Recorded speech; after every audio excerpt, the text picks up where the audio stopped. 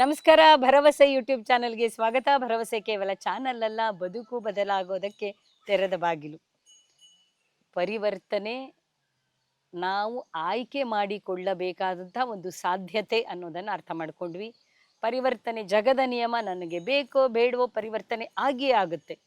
ಅದು ಉನ್ನತಿಯೆಡೆಗೂ ಇರಬಹುದು, ಅವನತಿಯೆಡೆಗೂ ಇರಬಹುದು. ಆದರೆ ನಮ್ಮ ಆಯ್ಕೆ ಉನ್ನತಿಯ ಎಡೆಗೇನೆ ಇರಬೇಕು. ಮನುಷ್ಯರಿಗೆ ಮಾತ್ರ ಇಂತಹ ಪರಿವರ್ತನೆ ಸಾಧ್ಯ. ಹೀಗೆ ಪರಿವರ್ತನೆಯ ಕುರಿತಾದಂಥ ಅನೇಕ ವಿಚಾರಗಳನ್ನು ತಾಟಾಂಬರಿ ಬಾಬಾಜಿಯವರ ಮಾತುಗಳನ್ನು, ವಿಚಾರಧಾರೆಗಳನ್ನು ಆಧರಿಸಿ ಡಾಕ್ಟರ್ MR ಮಂದಾರವಲ್ಲಿಯವರ ಅಧ್ಯಯನ ಪೂರ್ಣ ಮಾತುಗಳನ್ನು ಕೂಡ ನಾವು ಕೇಳ್ತಾ ಇದ್ದೀವಿ. ನಮಸ್ಕಾರ ಮೇಡಮ್.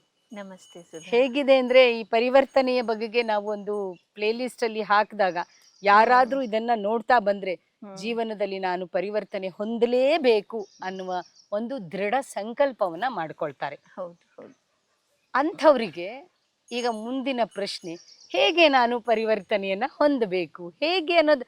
ಈಗ ಪರಿವರ್ತನೆ ಬಗ್ಗೆ ಅರ್ಥ ಮಾಡ್ಕೊಂಡ್ವಿ, ಪರಿವರ್ತನೆ ನಮ್ಮ ಆಯ್ಕೆ ಆಗಬೇಕು ಅನ್ನೋದನ್ನ ಅರ್ಥ ಮಾಡ್ಕೊಂಡ್ವಿ. ಈಗ ಹೇಗೆ ಅನ್ನೋದನ್ನು ಕೂಡ ಅರ್ಥ ಮಾಡ್ಕೋಬೇಕು. ಇದು ವ್ಯಕ್ತಿಯ ಇಚ್ಛೆ. ಫಸ್ಟ್ ನಾನು ಪರಿವರ್ತನೆ ಆಗ್ಬೇಕು ಅನ್ನೋದು ಸಂಕಲ್ಪ.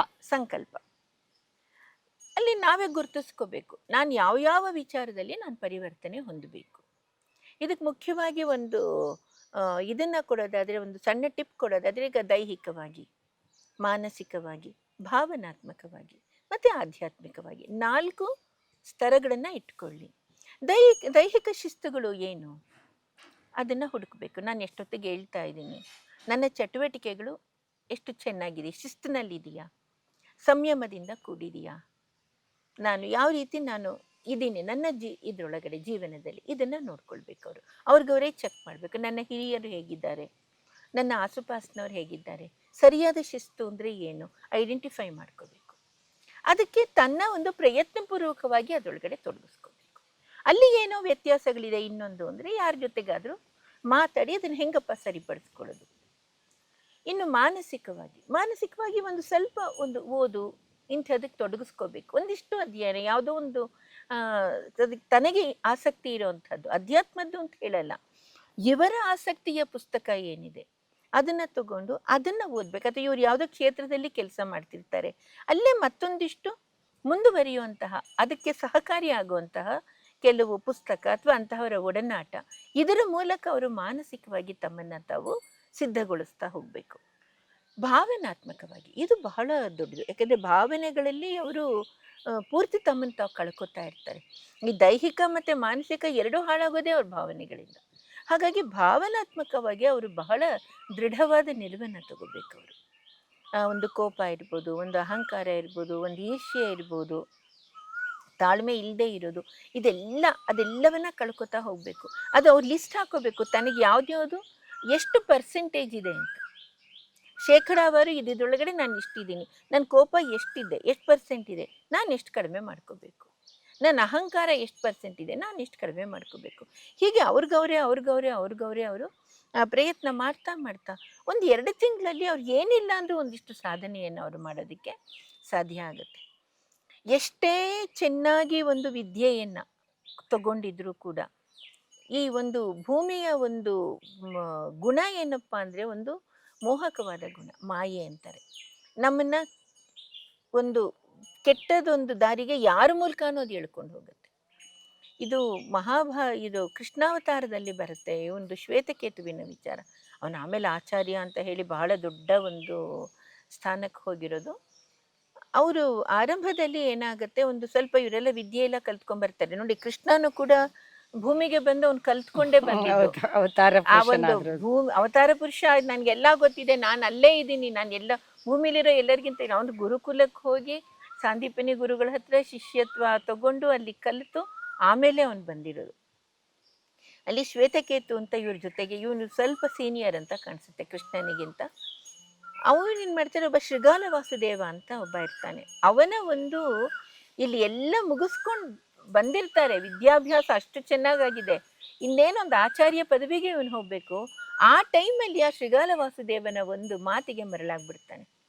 ಆ ಮಾತಿಗೆ ಮರಳಾಗಿ ಅವನದೇ ಒಂದು ಬೇರೆ ಲೋಕ.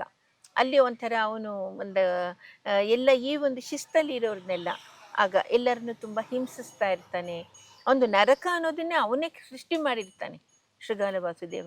ಆ ನರಕದಲ್ಲಿ ಎಲ್ಲರನ್ನ ಹಾಕಿ, ಅಂದರೆ ಅವನನ್ನೇ ದೇವರು ಅಂತ ಪೂಜೆ ಮಾಡಬೇಕು, ಬೇರೊಬ್ಬ ಮಹಾದೇವ ಇಲ್ಲ. ಈ ರೀತಿ ಒಂದು ಹಿರಣ್ಯಕಶಿಪುವಿನ ಒಂದು ಇದು ಬರುತ್ತಲ್ಲ, ಆ ಥರ ಒಂದು ಇಲ್ಲಿ ಮಾಡಿರ್ತಾನವನು. ಇವನು ಅಲ್ಲಿ ಹೋಗಿ ಅದರ ಒಂದು ಲಾಲಸೆಗೆ ಬಿದ್ದು ಅವನು ಕೊಡುವ ಎಲ್ಲ ಐಷಾರಾಮಗಳು ಇದನ್ನೆಲ್ಲ ಆ ಒಂದು ಇದಕ್ಕೆ ಬಲೆಗೆ ಬಿದ್ದು ತಾನು ಪೂಜೆ ಮಾಡ್ತಿದ್ದು ಎಲ್ಲ ಬಿಟ್ಟು ಅವನನ್ನೇ ದೇವರು ಅಂತ ಹೇಳಿ ಹಿಂಗೆ ಹೊರಟೋಗ್ಬಿಡ್ತಾನೆ. ಅದೊಂದು ದೊಡ್ಡ ಒಂದು ಸ್ಟೋರಿ. ಬಟ್ ಆಮೇಲೆ ಕೃಷ್ಣವನ್ನ ಕರ್ಕೊಂಡ್ ಬರ್ತಾನೆ. ಕೃಷ್ಣ ಹೋಗಿ ಕರ್ಕೊಂಡು ಬರುವಾಗ ಒಂದು ಮಾತು ಹೇಳ್ತಾನೆ, ಅವ್ನು ಬರಲ್ಲ ಅಂತಾನೆ. ಯಾಕಂದ್ರೆ ಐಷಾರಾಮ ಅವನಿಗೆ ಅಷ್ಟು ಅಡ್ಜಸ್ಟ್ ಆಗ್ಬಿಟ್ಟಿರತ್ತಲ್ಲಿ. ಅಲ್ಲಿ ಹೆಣ್ಣು ಅಂದ್ರೆ ಹೆಣ್ಣು, ಭೋಗದ ಒಂದು ಇದು ಆ ಒಂದು ಇದ್ರೊಳಗಡೆ ಇದ್ದು ಬಿಟ್ಟಿರ್ತಾನೆ. ಆಗ ಕೃಷ್ಣ ಅವನಿಗೊಂದು ಮಾತು ಹೇಳ್ತಾನೆ, ನಾವೇ ಪೂಜಿಸಿದ ದೇವರನ್ನ ಬಿಟ್ಟು ಇಲ್ಲಿ ಬಂದಿದೀಯಲ್ಲ, ಅಂದ್ರೆ ನಾವೇ ಪೂಜೆ ಮಾಡಿದ ದೇವ್ರು, ಅದನ್ನ ಬಿಟ್ಬಿಟ್ಟು ನೀ ಇಲ್ಲೆಲ್ಲೋ ಬಂದಿದೀಯಲ್ಲ ಅನ್ನೋ ಮಾತು ಹೇಳ್ತಾನೆ. ಇದು ಇವತ್ತಿಗೂ ಕೂಡ ಪ್ರಸ್ತುತ ಅಂತ ನಾನು ಹೇಳ್ತೀನಿ. ನಮ್ಮ ಹಿರಿಯರು, ನಮ್ಮ ಒಂದು ಗುರುಗಳು, ನಮ್ಮ ಆಚಾರ್ಯರು ಹೇಳಿದ್ದನ್ನೆಲ್ಲ ಬಿಟ್ಟು ನಾವು ಇನ್ನೊಂದು ಕಡೆ ಎಲ್ಲೋ ಹೋಗ್ತೀವಲ್ಲ, ಅಲ್ಲಿ ಏನೋ ಒಂದು ಸಿಗತ್ತೆ ಅಂತ, ಅದು ಪರಿವರ್ತನೆ ಆಗಲ್ಲ, ಅದು ಡಿವಲ್ಯೂಷನ್. ನಮ್ಮ ಬದುಕಿನ ಒಂದು ಅವನತಿಗೆ ಅದು ಕರ್ಕೊಂಡು ಹೋಗುತ್ತೆ. ಇದನ್ನೇ ಕೃಷ್ಣ ಸ್ವಧರ್ಮೇ ನಿಧನಂ ಶ್ರೇಯ ಅಂತಾನೆ. ನಿನ್ನ ಧರ್ಮದಲ್ಲಿ ನೀ ಸತ್ರು ಪರವಾಗಿಲ್ಲ, ಬಟ್ ಇನ್ನೊಂದು, ಯಾಕಂದ್ರೆ ಪರಿವರ್ತನೆ ನಿಂಗೆ ಇದೇ ಅವಕಾಶ. ಹೇಗೆ ಕಂಬಳಿ ಹುಳು ಹಂಗೆ ಹೋರಾಡಿ ಅದು ಚಿಟ್ಟೆ ಆಗ್ಬೇಕಾದ್ರೆ ಅಲ್ಲೇ ಹೋರಾಡ್ಬೇಕದು. ಇಲ್ಲಿ ಕಷ್ಟ ಅಂತ ಹೇಳಿ ಇನ್ನೊಂದಕ್ಕೆ ಹೋಗ್ಬಿಟ್ರೆ ಚಿಟ್ಟೆ ಆಗೋ ಅವಕಾಶನ ಕಳ್ಕೊಂಡ್ಬಿಡತ್ತೆ. ಅಂದ್ರೆ ಏಂಜಲಿಕ್ ಸ್ವರೂಪ ನಿಂಗೆ ಬರ್ಬೇಕು ಅಂದ್ರೆ ಇರೋ ಜಾಗದಲ್ಲೇ ಕೂತ್ಕೋ, ಹೋರಾಡು, ಬಟ್ ಪರಿವರ್ತನೆ ಹೊಂದ್ಕೊ ಅಂತ ಅಂದ್ಬಿಟ್ಟು ಈ ರೀತಿ ಅದನ್ನ ಅವನು ಇಲ್ಲಿ ಈ ಒಂದು ಇದ್ರೊಳಗಡೆ ಶ್ವೇತಕೇತುವಿನ ಉದಾಹರಣೆಯಲ್ಲಿ ನಮ್ಗಿದು ಬಹಳ ಕ್ಲಿಯರ್ ಆಗಿ ಕಾಣಿಸುತ್ತೆ. ಆಮೇಲೆ ಅವನು ಬರ್ತಾನೆ, ಬಂದು ಪ್ರಾಯಶ್ಚಿತ್ತಗಳೆಲ್ಲ ಮಾಡ್ಕೊಂಡು ಒಂದು ದೊಡ್ಡ ಒಂದು ಆಚಾರ್ಯ ಪದವಿಯನ್ನೆಲ್ಲ ತಗೊಂಡು ಬಹಳ ದೊಡ್ಡ ಒಂದು ಸ್ಥಾನವನ್ನ ತಗೊಳ್ತಾನೆ ಶ್ವೇತಕೇತು. ಬಟ್ ಈ ಒಂದು ಉದಾಹರಣೆಯಲ್ಲಿ ನಾವು ತಗೊಳ್ಳೋದು ಅಂದ್ರೆ ಹೇಗೆ ಅಂದ್ರೆ, ಮನುಷ್ಯ ನಾವೇ ಕಷ್ಟಪಡ್ಬೇಕು. ಪರಿವರ್ತನೆ ಯಾರಿಗೂ ಕೊಡಕ್ಕ, ನಾನು ಬೇರೆಯವ್ರನ್ನ ಪರಿವರ್ತನೆ ಮಾಡಕ್ಕಾಗಲ್ಲ, ನನ್ನನ್ನೂ ಬೇರೆಯವ್ರು ಪರಿವರ್ತಿಸಕ್ಕಾಗಲ್ಲ. ನಾವು ಬಹಳ ಸಲ ಅದೊಂದು ಭ್ರಮೆನಲ್ಲಿ ಇರ್ತೀವಿ. ನಾವೇನೋ ಹಿಂಗೆ ಹೇಳ್ಬಿಟ್ರೆ ಅವ್ರು ಬದಲಾಗ್ತಾರೆ, ಹಿಂಗೆ ಹೇಳಿದ್ರೆ ಇವ್ರು ಯಾರು ಬದಲಾಗಲ್ಲ. ಬದಲಾವಣೆ ಅವ್ರೊಳಗಡೆ ಆಗ್ಬೇಕಾಗಿರೋದು. ಅದಕ್ಕೆ ನಮ್ಮ ಗುರುಗಳು ಹೇಳ್ತಾರೆ, ಸಮಯ ಬಂದಾಗ ಅದು ಬದಲಾಗುತ್ತಮ್ಮ, ನೀನ್ ಯಾಕೆ ಶ್ರಮ ಪಡ್ತೀಯ ಅಂತ ಕೇಳ್ಬಿಡ್ತಾರೆ. ಸಮಯ ಬಂದಾಗ ಅದು ಆಟೋಮ್ಯಾಟಿಕ್ ಅದು ತಗೊಳತ್ತೆ. ಅದು ಅದೇ ಸಮಯಕ್ಕೋಸ್ಕರ ಕಾಯೋದು ಬೇಡ, ಇದು ನಮ್ಮ ಒಂದು ಚಿಂತನೆ. ಮೊದಲೇ ಸ್ವಲ್ಪ ವಿವೇಕದಿಂದ ಅಟ್ಲೀಸ್ಟ್ ತಪ್ಪು ದಾರಿಗೆ ಹೆಜ್ಜೆ ಇಲ್ಲೇ ಇರಿ, ತಪ್ಪು ದಾರಿಗಾದ್ರೂ ಹೆಜ್ಜೆ ಇಡದೆ ಇರಿ, ಇಲ್ಲಿ ಸಮಯ ಬಂದಾಗ ಒಂದು ಪರಿವರ್ತನೆ ಸುಲಭ ಆಗಿರುತ್ತೆ. ಹಾಗೆ ಈ ರೀತಿ ಒಂದು ಪರಿವರ್ತನೆ ಆಗಕ್ಕೆ ಸಾಧ್ಯ ಇದೆ. ದೈಹಿಕವಾಗಿ, ಮಾನಸಿಕವಾಗಿ, ಭಾವನಾತ್ಮಕವಾಗಿ, ಮೂರು ಆಧ್ಯಾತ್ಮಿಕವಾಗಿ ನಿಮ್ಮ ಮನೆಯ ಹಿರಿಯರು ಏನ್ ಮಾಡ್ತಿದ್ರು ಅದನ್ನ ಮಾಡಿ, ಪೂಜೆ ಮಾಡಿ. ನಿಮ್ಗೇನೋ ಒಂದು ಧ್ಯಾನ ಕ್ರಮ ಇದೆಯಾ, ಅದ್ರಲ್ಲಿ ತಗೊಳ್ಳಿ. ನಿಮ್ಮ ಗುರುಗಳು ಯಾರೋ ಇದ್ದಾರೆ, ಏನೋ ಹೇಳಿದ್ದಾರೆ, ಅವುಗಳನ್ನ ಅಳವಡಿಸ್ಕೊಳ್ಳಿ. ಅದೇ ಸಾಕಲ್ಲ ನಮಗೆ. ನಮ್ಮ ಆಟೋಮ್ಯಾಟಿಕ್ ಆಗಿ ನಮ್ಮ ಆತ್ಮ ಪರಿವರ್ತನೆಯನ್ನ ಹೊಂದುತ್ತಾ ಹೋಗತ್ತೆ. ಯಾರೋ ಹೇಳಿದ ಮಾತ್ರಕ್ಕೆ ಪರಿವರ್ತನೆ ಖಂಡಿತ ಸಾಧ್ಯ ಇಲ್ಲ. ಅವರವರೇ ಬಯಸಬೇಕು. ಇದು ಹೇಗೆ ಅಂದ್ರೆ, ಅವ್ರು ಊಟ ಮಾಡಿದ್ರು ಒಂದೇ ಅವ್ರ ಹೊಟ್ಟೆ ತುಂಬತ್ತೆ, ಬೇರೆ ಯಾರೋ ಊಟ ಮಾಡಿದ್ರೆ ನಮ್ಮ ಹೊಟ್ಟೆ ತುಂಬಲ್ಲ. ಅಷ್ಟೇ ಸಹಜವಾದದ್ದು. ನಾವು ಎಫರ್ಟ್ ಹಾಕಬೇಕು. ಅದಕ್ಕಿಂತ ಮೊದಲು ನಾನು ಬದಲಾಗಬೇಕು, ನಾನು ಸುಧಾರಿಸಬೇಕು, ನಾನು ಪರಿವರ್ತನೆ ಹೊಂದಬೇಕು ಎನ್ನುವ ಇಚ್ಛೆ ನಮ್ಮೊಳಗೆ ಮೂಡಬೇಕು. ಆಗ ದಾರಿಗಳು ಸುತ್ತಲೂ ಕಾಣಿಸುತ್ತೆ ನಮ್ಗೆ. ಆದ್ರೆ ನಾವು ಆ ದಾರಿ ಕ್ಲೋಸ್ ಮಾಡ್ಕೊಂಡ್ಬಿಟ್ರೆ ನಾವು ಪರಿವರ್ತನೆ ಹೊಂದಬೇಕು ಅಂತ ಅನ್ಸೋದೇ ಇಲ್ಲ. ಅಂತ ಯಾಕೆಂದ್ರೆ ನನಗೆ ಇವತ್ತು ತುಂಬಾ ಸಂತೋಷ ಮತ್ತು ಸಮಾಧಾನ ಆಗ್ತಾ ಇರೋದು, 4 ವರ್ಷಗಳ ಹಿಂದೆ ಭರವಸೆಯನ್ನ ಶುರು ಮಾಡಿದಾಗ ಇದನ್ನೊಂದು ಟ್ರಾನ್ಸ್ಫಾರ್ಮೇಶನ್ ಜರ್ನಿ ಆಗಿಯೇ ಶುರು ಮಾಡಿದ್ವಿ. ಜೀವನವನ್ನ ಹೇಗೆ ಬದಲಾಯಿಸಿಕೊಳ್ಳಬೇಕು, ಸಣ್ಣ ಸಣ್ಣ ಸಂಗತಿಗಳ ಮೂಲಕ.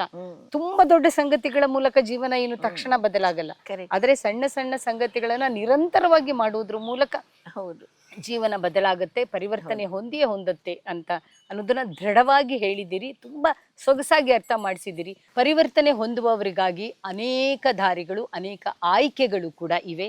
ಭರವಸೆ ನಿಮ್ಮ ಜೊತೆಗಿದೆ, ಇಷ್ಟು ಮಾತ್ರ ನಾನು ನಿರಂತರವಾಗಿ ಹೇಳ್ತಾ ಬಂದಿದ್ದೀನಿ. ಭರವಸೆ ಕೇವಲ ಚಾನಲ್ ಅಲ್ಲ, ಬದುಕು ಬದಲಾಗೋದಕ್ಕೆ ತೆರೆದ ಬಾಗಿಲು ಅಂತ ವಿಡಿಯೋಗಳನ್ನ ನೋಡ್ತಾ, ಇಲ್ಲಿ ಮಾತುಗಳನ್ನ ಕೇಳ್ತಾ ನಿಮ್ಮಲ್ಲಿ ಹಲವಾರು ಜನ ಬದುಕು ಬದಲಾಗೋದನ್ನ ಹೇಳ್ತಾ ಬಂದಿದ್ದೀರಿ. ಈ ಎಲ್ಲ ಎಪಿಸೋಡ್ಗಳನ್ನ ನೋಡಿದ ಮೇಲೂ ಕೂಡ ನಿಮ್ಮಲ್ಲಿ ಆದ ಪರಿವರ್ತನೆಯನ್ನ ದಯವಿಟ್ಟು ಕಮೆಂಟ್ ಮೂಲಕ ನಮಗೆ ತಿಳಿಸೋದನ್ನ ಮರಿಬೇಡಿ. ಹಾಗೂ ನಿಮ್ಮ ಬಂಧು ಮಿತ್ರರಿಗೆ ಶೇರ್ ಮಾಡೋದನ್ನು, ಸಬ್ಸ್ಕ್ರೈಬ್ ಮಾಡೋದನ್ನು ಕೂಡ ಮರಿಬೇಡಿ. ನಮಸ್ಕಾರ.